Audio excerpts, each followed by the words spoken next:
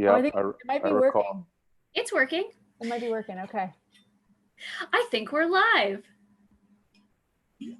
So in that case, I'll start talking. Hey, everybody. Thanks for joining us again for another session of Lit Minds with Greg McDonnell. I'm Jeanette Bruce, the program coordinator at Whistler Public Library, if you are not familiar with me. I am happy to be here representing the library. And of course, this program is also presented by our friends at the Whistler Youth Center and at Luna Whistler. And we're also being supported by the good folks at Nestor's Whistler. So tonight's talk is discussing the topic of how to talk and be heard. So we are talking about communication tonight, a very important topic at this time and really at all times. Before I hand you over to Greg, I just want to point out a couple of ways that you can participate live in this event. So of course, we are live streaming on YouTube. And if you're logged into your YouTube account and watching us, you can comment in the chat box and we will answer your questions a bit later this evening. If you would prefer to comment anonymously, we use this great platform called Slido. Now, if you're in the YouTube live stream on the page, in the description below our video, you will see a couple of ways to access Slido. So you can either go to the Slido website and use our password, which is just litminds, or there is a link that goes directly to our Slido page. And you can ask questions there completely anonymously. And as the last few weeks have worked, Greg is going to speak to us for 20 minutes or so on the topic of communication, and then we're going to jump in with your questions and have a little bit of a dialogue with Greg. And the last thing I want to point out before sorry, I've got a Sasquatch in my backyard, folks. Before I pass it over to Greg, I just want to let you guys know that this starting tonight, this program is going to take place every 2 weeks. So instead of meeting every Tuesday, we're going to be meeting every second Tuesday night at 8:30 p.m., which means our next session is on Tuesday, June 23rd. So you can find us live on YouTube on June 23rd at 8:30 p.m. I think that's enough talking from me. Greg, how you doing tonight? Good, Jeanette. Thank you for the intro and all the details. Yes, just thrilled to be back here with you all this evening to talk about communication and healthy communication, and our sort of title is how to talk and be heard. Yeah, so we are meeting today on the unceded territories of the Squamish and Lil'wat nations, and a big thank you to our sponsors, who Jeanette already acknowledged. But yeah, I'm just thrilled to be back here with you once again. This is our fourth Lit Minds conversation tonight, and I'm thrilled to be talking to you all about communication.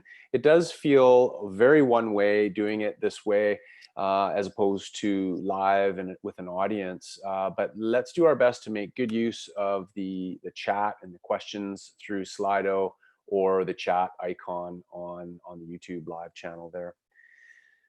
So we're going to talk about communication, which is an essential piece of human connection. How many of you out there feel like sometimes you get the communication wrong? I know I do, and I can say that to you confidently, despite the fact that I'm fairly well trained in how to have healthy communication. So, someone just yelled at me. Sorry, on the chat there. I think I'm okay now. But so yeah, it's even someone like me who are pretty well trained in this stuff, and I talk about it in my private counseling practice daily. I don't always get it right. So there's lots of factors involved around our our relationships, our stress level, our historical trauma, how we attach with those people we love, that tend to affect how we communicate moment by moment.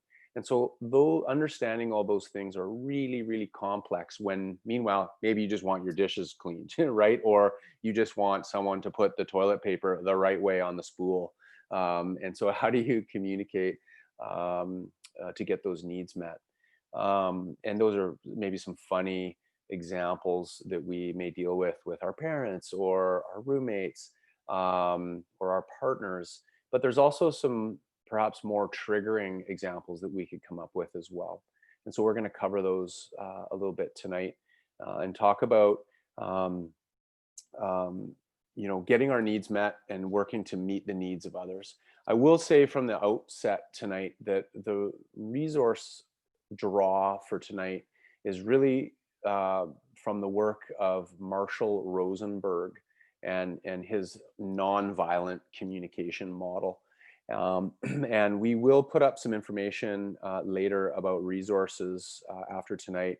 And Marshall Rosenberg has a wonderful website, the Center for Nonviolent Communication, which I do encourage folks to check out. So our title of tonight's talk, How to Talk and Be Heard, just a little bit more, I called it a little bit more perhaps youth friendly than nonviolent communication. But highlighting the title is quite important because when this gentleman Rosenberg came up with this communication strategy, it was quite controversial, I think, to have the term violence in it, because how could communication or how we communicate be violent? And as it turns out, when judgments are used in communication, it's a form of violence. And so this model that we're going to talk about tonight is really about sharing power. Communication where someone has power over you doesn't feel so good. Recently, a good friend of mine said something along the lines of, if you looked at the email I sent earlier, and of course, she was not intending to have a power over me, but it feels like a judgment when when in fact I had read the email. I just had, and she didn't mean it as a judgment, but sometimes even though those startups at the start of a sentence or at the start of a communication can really leave a sense of someone having power over you, or a passive way to kind of be aggressive, right? And so I think being mindful of our language here is really, really important, because we endeavor to share power with those that we're talking to.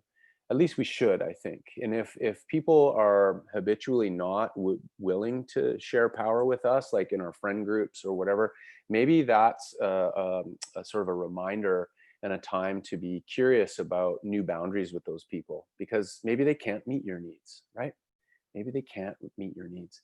Before we kind of jump into some of the basics around nonviolent communication, I kind of really feel broadly from the get-go an important thing around communication is to know kind of two steps. The first step around good communication is not to talk, okay? Don't talk, zip it, listen, right? And that's step two, is to listen. So I think the best listeners that I've ever met and worked with are pretty deliberate about not talking so much. And so that's something that you might take away from this conversation as a starting point, is just like practice with not talking and listening. And if we can do that more so than filling the airspace, then I think that's going to be a good starting point for effective communication. I think it starts with being a good listener. Okay.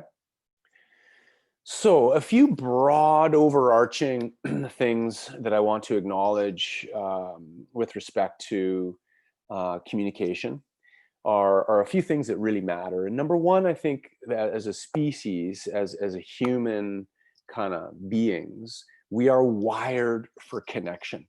And we're also wired to meet other people's needs. It's kind of in our DNA.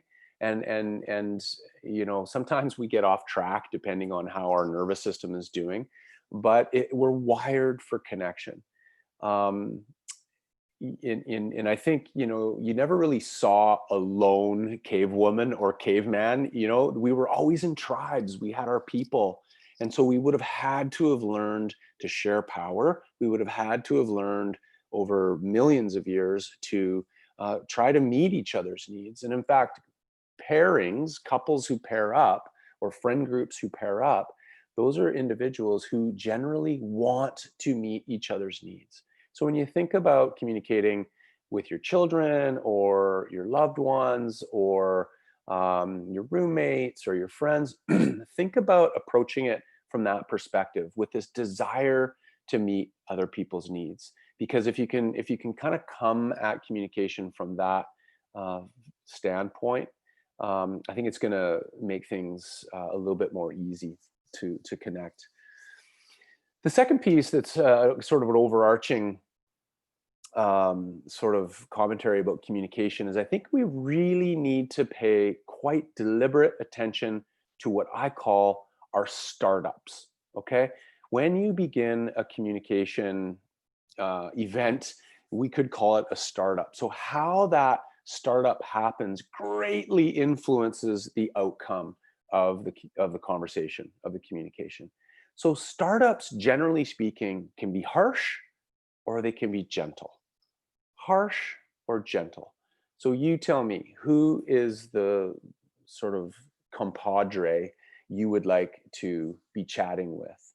Someone who has a harsh startup with you, or someone who has a gentle startup with you? If someone has a gentle startup with you, you're actually wanting to meet their needs. You're actually wired to connect with them and meet their needs. Okay. So how what does that look like? What is a gentle startup? I think it has a lot to do with our intention. As I said earlier, the intention to meet someone's need. It has a lot to do perhaps with our body language. How do we show up? Are we closed? Do we have a frowny face? Um, do we Are we distracted with our phones when they're kind of in the room? Or do we actually turn towards them, make some eye contact, give them an elbow bump?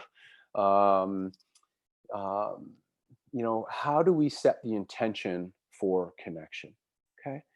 Um, you want to think about using intention filled language, and using language of curiosity. If you have language of curiosity, if you're curious about the other person's day, if you're curious about their life, if you nod your head a little bit and have some eye contact and a bit of a facial tone change, it's going to really show the other person that you're engaged with them. And that's going to invite more human connection. People who aren't connected through those ways, um, it's going to probably cause the connection piece or the desire to meet needs go the other way, right? So speaking of that invitation to connect with those nonverbal cues and the facial expression and the touch and the tone of voice, those tend to trigger in our brains something neuroscientists call mirror neurons. So our brain is wired to kind of mirror what's before us. And one phenomenon that really highlights this, and I think there's a Seinfeld episode that talks about a nose pick, where someone's picking their nose and they look over and then the next person's picking their nose. Think of that less Seinfeldy, but have you ever sort of scratched your face or your chin, and then the next thing you know, the person you're talking to does the same thing? That's your mirror neurons at work. And so practice with this. Practice with tuning your affect, or your body language, your tone, your facial expression, leaning forward, your eye contact, a smile and a head nod, maybe a touch on the public side of someone's body with an agreed upon relationship there. Those things invite connection. And watch what happens to the person you're talking to when you do that, right? They'll turn toward you, right? And that tends to invite a context of wanting to meet each other's need.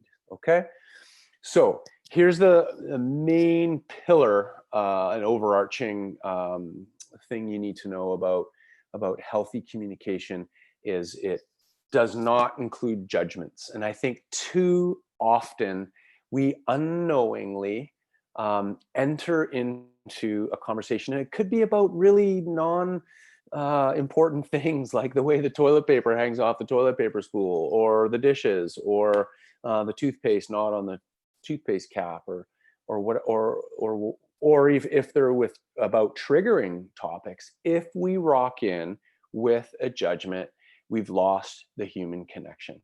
Once we've lost the human connection, the other person really doesn't have the will to meet our needs, and the sort of the contact piece is over, or the contact is undermined in some way. And so when that happens, and it's okay, we don't always get that right, and sometimes we're not aware of it, sometimes it's subtle, sometimes it's it's just how we've been acculturated to communicate. And I think youth are sometimes like that. Sometimes they're kind of acculturated, or they learn in their subculture that they communicate by bugging each other, or poking each other, or putting each other down a little bit. And there's a time in life perhaps where that happens, but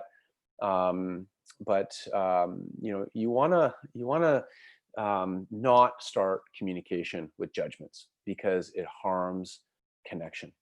Okay, that's the big takeaway that I want you to have prior to jumping in with these 4 strategies for healthy communication. That's essentially what being heard is all about, is using these 4 strategies.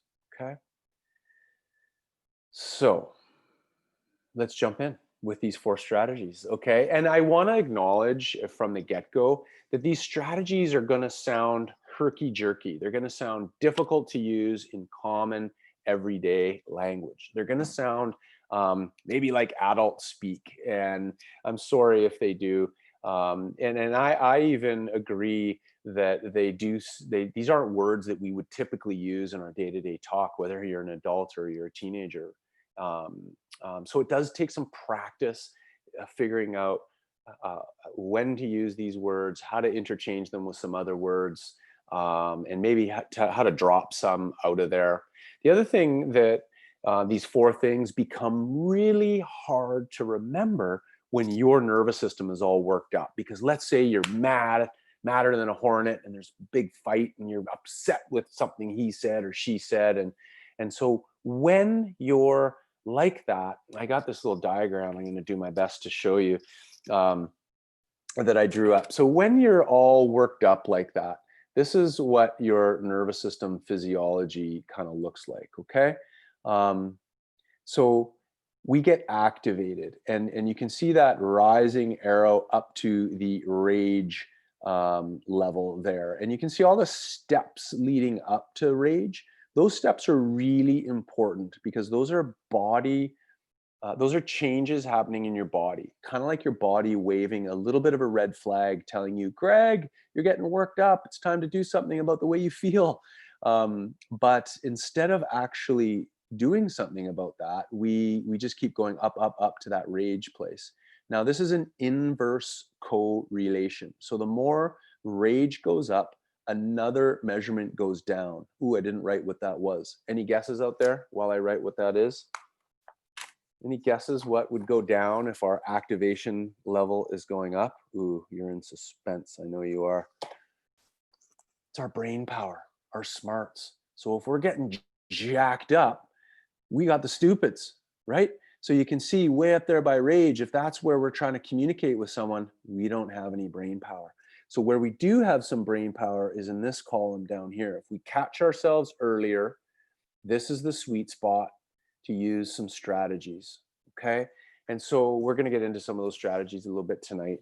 But I just wanted to acknowledge or point out that when your nervous system is super elevated and activated, not a great time to try to figure out how to have a healthy communication with someone. It's probably a good time to take a little bit of a time out, maybe up to 20 minutes, just to settle that nervous system down. Find your breath, go for a walk, really be clear with what your needs are.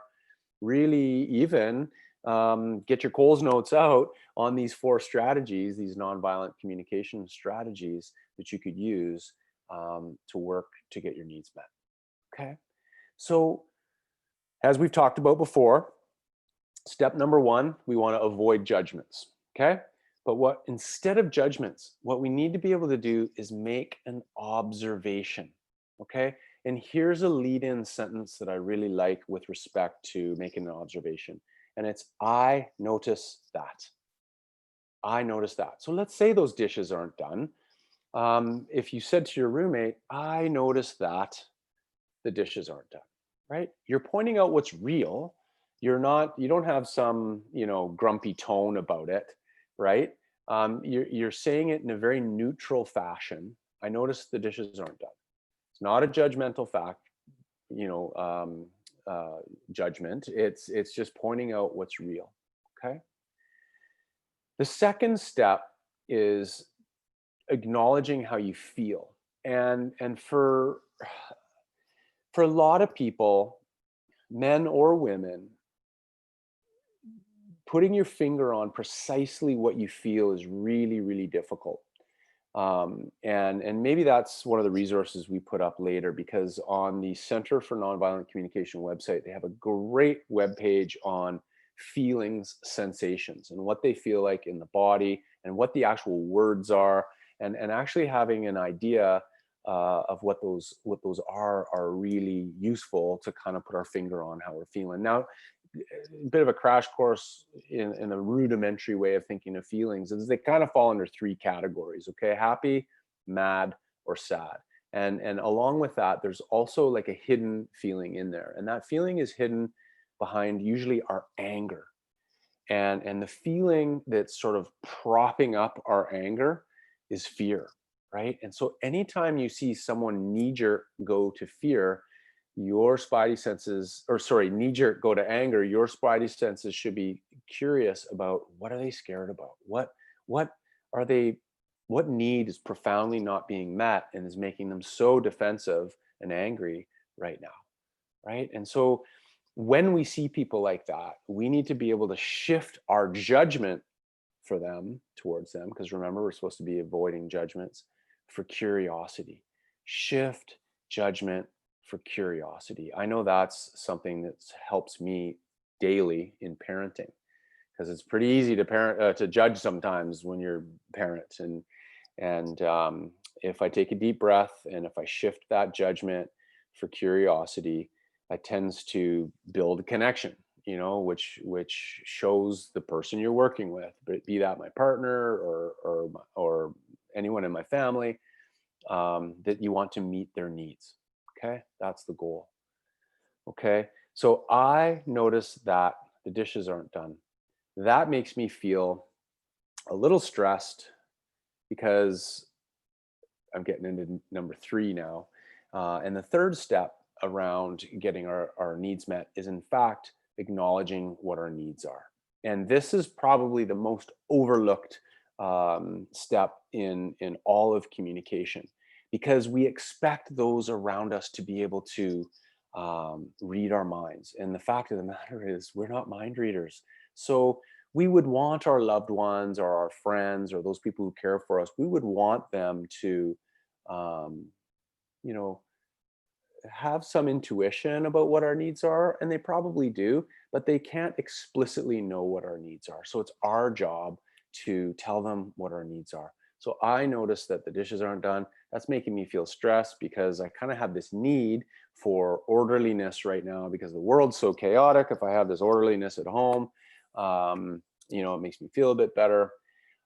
Number 4, the last step in healthy communication is making a request.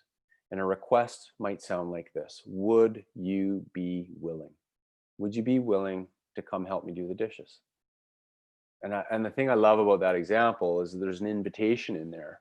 Come do the dishes with me, because now we're standing side by side. We got this nice view out the window. Now we're joking about our day. The dishes are getting cleaned. Everyone's needs are getting met. And the bonus, there's human connection going on at the same time. So we start by making an observation. We tell them how we feel. We tell them what our needs are. And lastly, we make a request to get our needs met. And that lead-in sentence for request, would you be willing? What I love about that word willing, it has that prefix word will. In other words, do they have the will to meet your needs? I hope so, right? If they're in relationship with you, one would hope they have the will to meet your needs, right? Now, one commentary about needs that I will say, like, what are our needs? We have mental needs in terms of mental stimulation. We have physical needs around, exercise and intimacy and things like that. We also have spiritual needs, connecting with something that's greater than us as an individual. And we have emotional needs, okay? Mental, physical, spiritual, and emotional. Now, what you need to know about those four quadrants of our needs is that the first two are the easiest to meet. In our society in this day and age, we tend to just take care of the first two, the mental and the physical. And if you live in the Sea to Sky corridor with the physical, you know what I'm talking about, right? Because everyone's out running and climbing mountains and skiing and riding, and I like doing that stuff too. But it's quite easy to connect with that type of identity, and it's quite easy to connect with our intellectual identity, but it's a little harder to connect with our needs in the spiritual and emotional domains. So if this is the first time you're hearing about like our mental and physical and our spiritual and our emotional selves, you might just take a quick inventory and think about, hey, which of those four do I spend the most time in? Or which two do I spend the most time in? And I would invite you to broaden how you spend your time in those four quadrants and try to even them up a little bit, because those tend to be where our needs are. And those people who are trying to communicate with us, those are their needs. So we can have some intuition about how to meet those needs. Now, lastly, and so those people that are dying to ask some questions out there, get ready, because we're about to wrap up the sort of talking points, and I'm excited to kind of get into some questions that you may have. But lastly, I want to acknowledge that we don't always get our communication right. We talked about that at the beginning tonight. And so sometimes this requires repair. So so healthy relationships include the skill set of being able to make and receive repair attempts. Okay, so if you didn't get it right, acknowledge that. Say the words, "I'm sorry," right? "I didn't do the dishes," right? So you want to be able to make a repair attempt. Hey, I know doing the dishes is really important for you, and I didn't do them tonight. That's making a repair attempt. And then you need to be able to receive a repair attempt. So if you're the one that wanted those dishes done, you might acknowledge that there was just an apology, right? And then there's lots of rich opportunity in there to connect over that as well, right? So if we don't get it right, remember to be able to make and receive a repair attempt. If your nervous system is super activated and worked up, it's not the time to talk about it.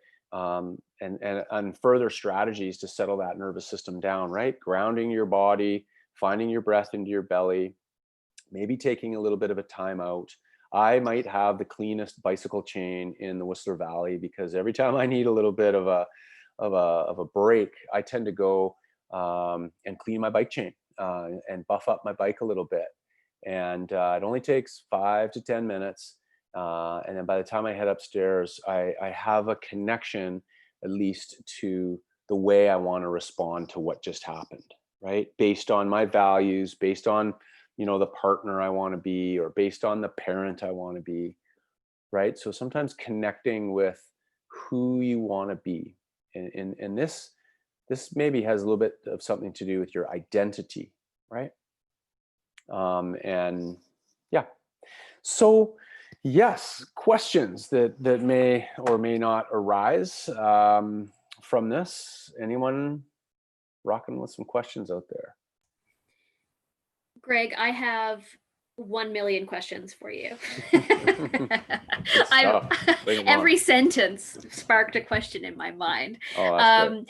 So I want to go back to the very beginning of your discussion when you talked about receiving that email from your colleague or friend, because a lot of us are communicating via email these days, and Mm, it could be professional, it could be work, but it could also be friends and family. mhm, Do you have any tips about communicating mhm, effectively when you know that it's going to be mhm. back and forth via email or even text maybe? Yeah, great question, and I think we could talk at length about that. But one thing that struck my mind there when you asked your question was, have you ever received that text that is about as long as your arm on your phone? You're like scrolling through it. That's a phone call, or Hmm. that's an in-person conversation. I think, maybe this is something Twitter got right, that it was meant to be brief in its essence, and I think any heartfelt need beyond meet me at 4:30 at the coffee shop, any heartfelt need that needs to be met is probably best done in person or a phone call. um, if you have I tend to be long and verbose in my texting. My partner's always give me heck for that. And so I would say to try to keep that up, or to make those brief. I would also say that if you have topics with respect to things that are triggering, or based on past events that are hard for you to digest, once again, that's something that is probably face to face and in person. And I think one of the things that people like about texting and emailing, it gives them an opportunity to process the feelings before they hit send. Okay, and that's a good thing. That's a really good thing. And I think a lot of people probably hit send too quick too sometimes. Um, and so the act of processing is really, really good. And so maybe you might process by putting your needs through the filter of those four strategies before you hit send, or before you actually meet someone face to face to talk about stuff. That's awesome. Mhm. Yeah, that makes a lot of sense. And, talking about reacting, we had a staff meeting today, and one of the great tips that came out of it was there's a stimulus and there's a response. And if you're responding via email, then you can make that gap as wide as you need it to be. Excellent. And that has been very useful. Hmm. Yeah. um, I'm wondering, related to that question, if you can't see somebody in person, Hmm. during this time, if you have to have a challenging conversation either over the phone or on Zoom or Hmm. FaceTime or Skype, obviously there are still some things being lost Hmm. through those mediums, whether it's the weird phenomenon of like you can't really make eye contact on Zoom. Hmm. You can Hmm. try, but it doesn't really Yeah. work. And on the Mhm. phone, of course, you're not seeing any body language or anything like that. Can Mhm. you speak to that if you don't have the choice to Mhm. meet face to face? Yeah, it's really difficult, and in this two-dimensional world that we're entering into, it is very, very hard. And there's some really interesting bits out there. I read this New York Times piece on deaf and hard of hearing people who really rely on reading lips and facial expressions in transactions or getting their own needs met. And now with everyone in masks, they're having a really hard time. The other piece is there's some questions around social development for children who are really reliant on observing facial expressions as telling or tells around, are they safe, are they worthy of love and belonging? Like when you're an infant, right? It's the facial expressions and the eye contact and the smile and the tone of voice that really provides that. And so there's social psychology questions out there right now about the impacts of, you know in communities where perhaps masks are more common. I was thinking they should be essential, but some people are wearing them and some people aren't. But and so this is going to be affecting child development possibly too. So yeah, having tough conversations over Zoom, email. I'm sure it's the cutting edge of HR these days in terms of how to execute on that. I think less is more. I think sometimes things can be packaged conveniently with something good, the tough message, and ending with something good. There's a common name for that, and I'm familiar with it. yes, it's a sandwich. It's a sandwich of varieties, and the middle part's not a good part, but it's bookended by a couple of positive things. And when that happens, it tends to perhaps I don't know, I don't even want to say it, but like sort of soften the blow a little bit. But I don't want to say that because there's an absence of human connection there, which is what we lose through face-to-face contact. And yeah, I suppose I don't know the answer to that completely, but I'm looking forward to the evolution of that and learning how it's affecting us and how we might endeavor to, communicate in a more appropriate way with difficult conversations. I'll be interested to see how it progresses as well. You'll Yeah. have to keep us posted. Yeah, I will. The other thing too is I think when you're having a difficult conversation, sometimes we become activated in our own nervous system. And again, it's grounding your nervous system in front of that other person, finding your breath, breathing into your belly, and really focusing on what your needs are and making that request to get your needs met. Because I'll tell you right now, the person can either meet your needs or they can't meet your needs. And if the person can't meet your needs, maybe there's a newfound boundary that's required. Like maybe you don't work there anymore, or maybe you're not in that relationship anymore. And those are tough things. But yeah. Mm-hmm.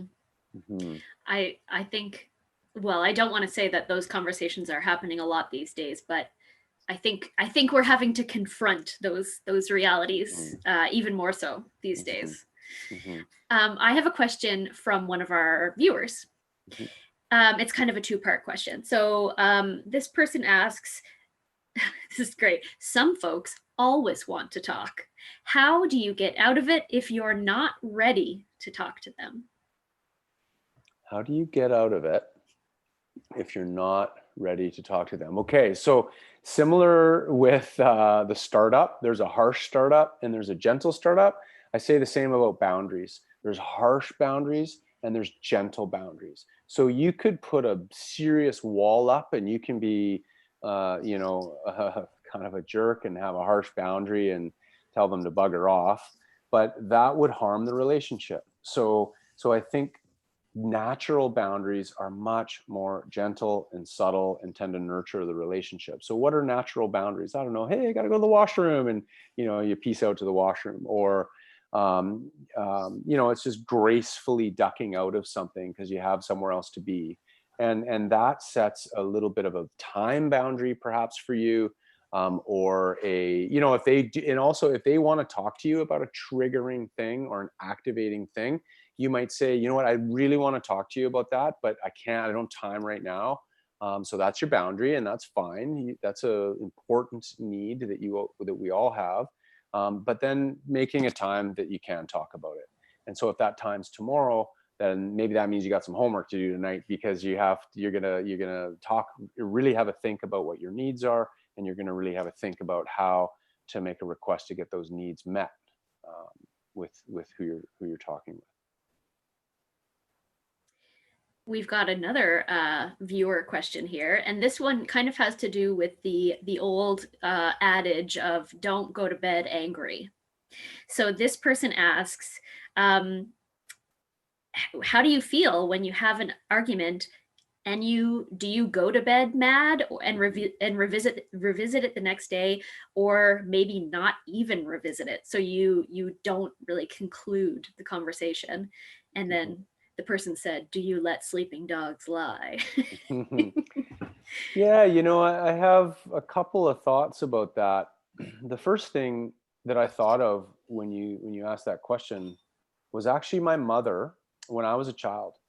There was some stress around my household growing up. Not nothing crazy, but nothing wild, but some stress. And one of the things I remember about my mom, who was very graceful in her own right, was her ability to repair after we had a fight. Her ability to put it behind her and just move on with the evening and have a good old time. And I didn't notice it at the time, but I notice it now of what an important skill that is to be able to put what just happened behind you so you can kind of carry on, right? The second piece is I've had a bit of an evolution personally on what I think about that, because personally, there's been times in my life where I would never want to go to sleep angry, right? And this conversation needs to happen and needs to happen now. But I think perhaps with a bit more education and also knowing how the nervous system works, it may be more advantageous to actually let sleeping dogs sleep and lie and tackle the conversation tomorrow. But we have to tackle it. I think too many people sweep it under the carpet and don't actually have that conversation, and therefore their needs don't get met. So the falling asleep part, I think, is about, it's like the timeout. It's like putting it in the parking lot, putting it on the shelf, but we are going to get to this tomorrow, right? And for, I'm trying to think of how to word this, but there's themes that trigger us, right? Money tends to trigger us. Family of origin stuff tends to trigger us. There's a couple others in the list I'll skip right now, but those, if we know that that's the hot topic, schedule time to talk about it, and try to tick the needs off the list, and then put it behind you. Yeah. And take a little piece out of my mother, and have that grace of being able to truly put it behind you so that you can hurry up connecting and loving and having fun, which is kind of one of the things we're here on this earth to do, right? Yeah, that's a great point. Especially if you're having a tough conversation with a loved one, at the end of the day, you still love each other. And you can have really hard conversations. You probably have most of your hard conversations with the people you love. But at the end of the day, it doesn't have to define how you feel about that person. Precisely. On a lighter note, Marianne has asked if you will come and clean her bike chain. I would be happy to do that, Marianne. Marianne, Greg will follow up with you. She knows where to find me. I have another viewer question here about passive aggression. This person has really emoted very well. How do I talk to somebody who is passive aggressive, even in texts? What do they need from me because they drive me nuts? Great question. Yeah, it is a great question. Very good question.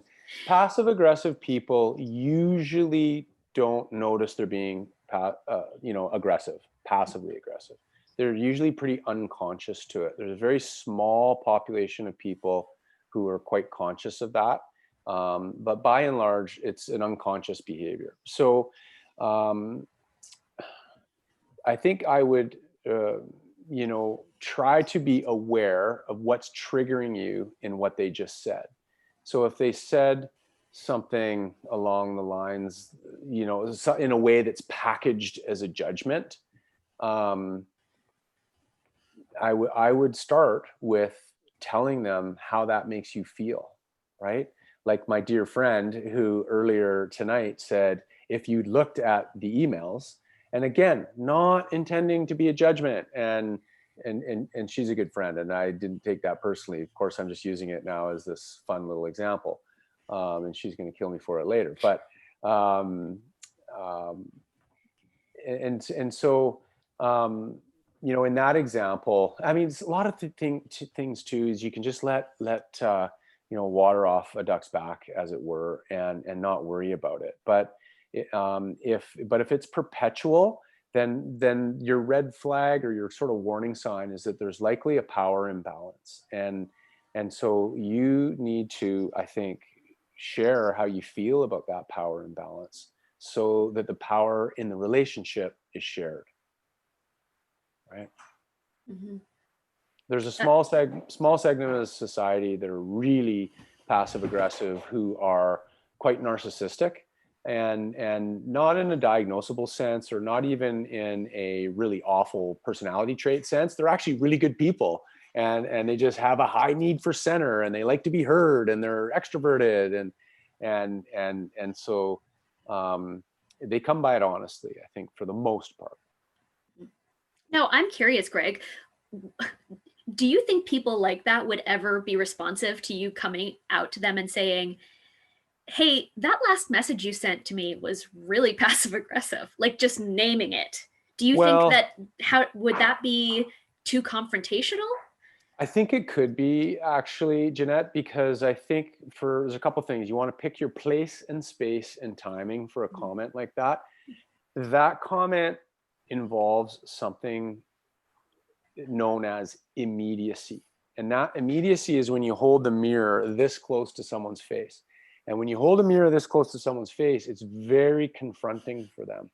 And so I think, but however, we probably all know those very direct people out there that might very well say that, right?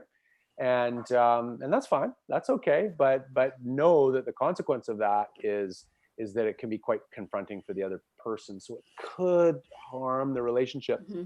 Maybe harm's the wrong word, because maybe it's just creating a boundary in that relationship, and that's maybe not a bad thing, right? Because maybe you don't want too many overtly passive aggressive friends, right? I know I wouldn't. So it's picking your place and space and timing, and the immediacy can be this close, or the immediacy can be this close, right? Mm-hmm. So it's sort of deciding how immediate you want to make that. Mm-hmm. Mm-hmm. For sure. Mm-hmm. You could be doing everybody else in their life a big favor. I suppose. The other area that happens in would be a counselor's office, right? Because a counselor would have the rapport and the relationship and the history to be able to poke the bear subtly and really talk about some of these behaviors as it impacts their identity and their character and the loved ones around them, right? We have a question from a young person who is watching us, from somebody who still lives at home with their parents. So this person is wondering, how do you have a hard conversation with a parent when you disagree with them, but you live with them, so it's hard to state your case? And that's definitely an interesting power balance there. That's a fabulous question, and I wish a whole bunch of parents were watching this, along with youth. But I think there is, again, I think there's so many variables at play there. But one of those variables is that power dynamic. And for a teenager who is transitioning into a young adult, they're wanting to assume some degree of power over their own independence. And I like to joke with parents who are having some tough times with kids sometimes. I say, it's a good sign. It means you're going to move out at 18 or 19, right? Because they're trying to find their own identity. They're trying to find their own independence. And guess what, parents? Those kids aren't going to be duplicates of you. They're going to have their own hopes and dreams and aspirations. They're going to have their own values. However, a parent's job, and this is for the kids, I hope the kids are watching, a parent's job is to kind of keep kids safe and to raise them in a way, I think, that has a connection to that family's set of values. And so that requires some buy-in, that requires some sharing of power. And remember, that's a very dynamic thing. It's not a static thing. Like it's a moving thing, sharing power. And so it's about so if you're a parent, it's about giving your children the opportunity to prove that they have the decision-making skills that are, commiserate with the family values, right? And if they can do that, maybe the leash gets a little bit longer. But if they can't do that, maybe the leash gets a little bit shorter. So on the one hand, there's a negotiation there. On the other hand, the parent is going to retain, I think that's the right word, some parent authority, right? Mm. Some kids are really independent and want to do it all on their own. And I really like those kids. Those kids I'm not worried about when they're young adults and beyond, because they're going to have the gusto to invest in who they are next. But as parents, I think we need to be really careful not to quash that. So it's about, again, it's sharing power. It's maintaining that relationship. It's negotiating. And those are there's some subtle skill sets in there that are required to make that happen. I mean, with that person that asked the question, I'd love to talk to them at length, because I mean, what's the alternative, right? Like, are you going to move out? That'd be hard, right? So when you look at the hierarchy of needs, you kind of have to be home. And so it means you also have to share power with some people who are, paying the rent, or, feeding you food, things like that, right? So it's all about sharing power. Mm-hmm. And also, sorry, lastly, is sort of on that, is sort of respecting the stages of life, right? If you're 15 and you're fighting the power and you want to get out and do everything your way, well, you're still in a certain stage of life that requires, more learning, more apprenticeship on how to live on your own. And so temper that desire, because you got a lot of time. Speaking of time, I am aware of the time.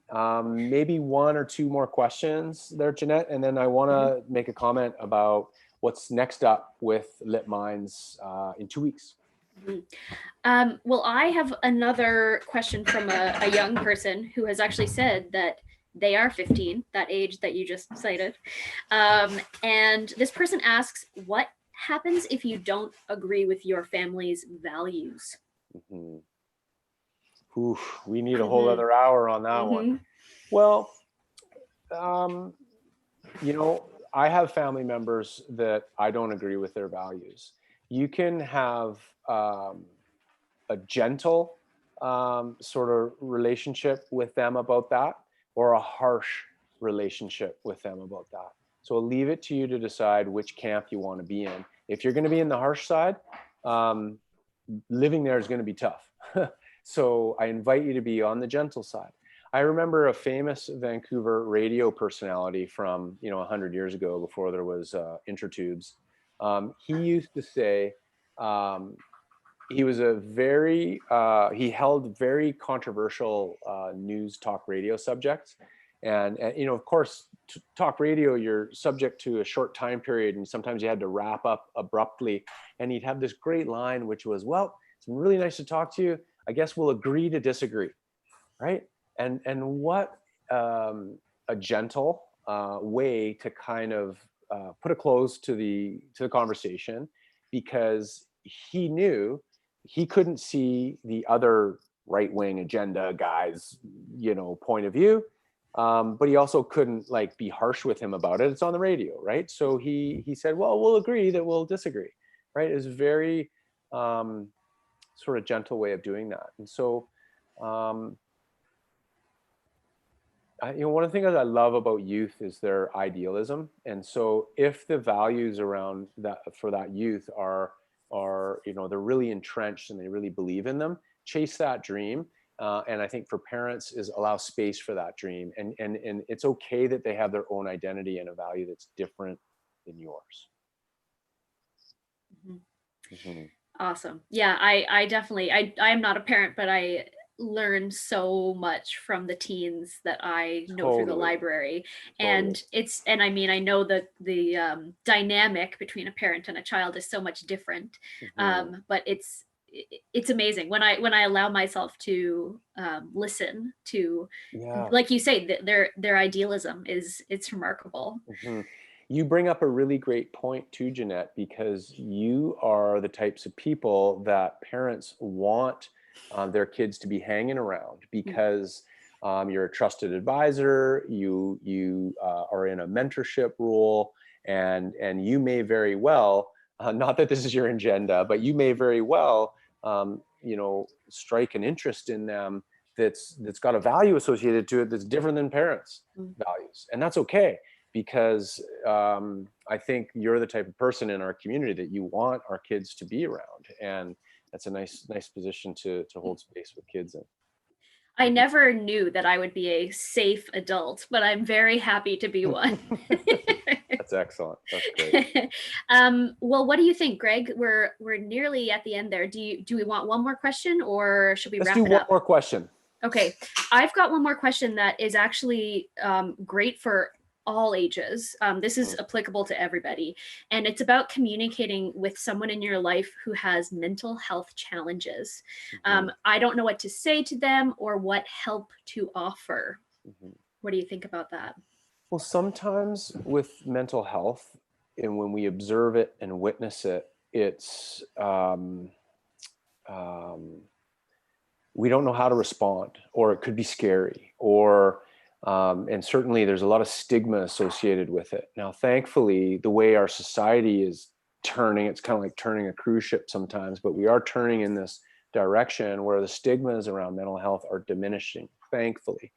And so I think just the quick answer to that question is, if you suspect mental health, or if you know that there's mental health going on, shift your judgment about the mental health for curiosity. Shift judgment for curiosity. Curiosity tends to breed empathy and compassion, and anyone who's empathetic or compassionate about another person's challenge or plight wants to meet their needs, right? So if we can shift judgment for curiosity, it will soften that startup a little bit, and I think we can do that and be really good friends with that person, or have really good boundaries with that person. Those things can exist together. Awesome. I don't know if I've ever mentioned this, but we have team agreements at the library, and one of Mhm. our agreements is turn conflict into curiosity. Amazing, And amazing. it's so useful Yeah. for customer interactions, but Hmm. also with other staff members. Oh, It's lovely. Yeah. immediately reframes the conversation. And what you'll notice in the other person, as you've asked an inquisitive question or a curiosity-based question, is they turn towards you. Their mirror neurons are, and so now they're not yelling anymore. Now they're actually trying to find their language to tell you what their needs are, and you probably want to meet them, or you can't, and that's okay too. But if you can come to it from a place of curiosity, it makes two people easier to connect on what the outcome is. So Awesome. with that, Jeanette, I think I'll take a minute just to comment. Thank you for the exceptional questions, everybody, and Jeanette for being the moderator of those questions. That was great. So yeah, just a little plug for our next Lit Minds conversation, which is going to be 2 weeks live on YouTube. That's June 23rd at 8:30 p.m. And the title of this workshop is called Now That I Can't Send It. Okay. So this is really a workshop for the sort of type A physical person who is always out there going for it, and all of a sudden the backcountry's closed because there's a pandemic, or we have to avoid hospital visits because we don't want to overload the hospitals. Or it could be like with addictions, that we can't send it anymore because we can't go to the big house party, and or the mountains closed. And these things, when you take those kind of things away from us, our depression seems to kind of come up a little bit. This affects our identity and the image of who we are. And so in 2 weeks, we're going to talk about this concept of not being able to do things that are in keeping with our identity, and how that affects us and our and ways to manage that. So I really look forward to connecting with everybody in 2 weeks' time. That's June 23rd, 8:30 p.m. And until then, stay safe, everybody, and thanks everyone for joining us tonight. Thanks, Greg. Thank you.